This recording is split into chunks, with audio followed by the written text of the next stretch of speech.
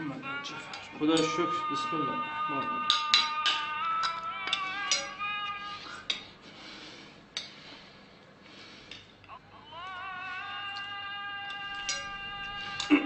چی شد؟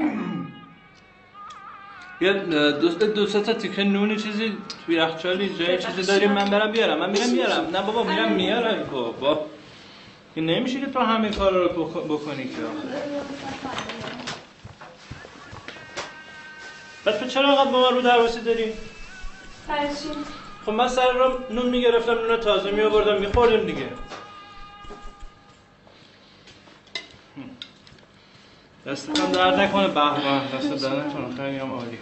شرمنده تو رو خدا ببخش. خواهش میکنم. دست درد. نوشه جون. چطور شده؟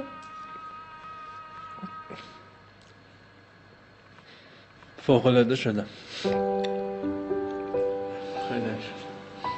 واقعا. نوشه جون.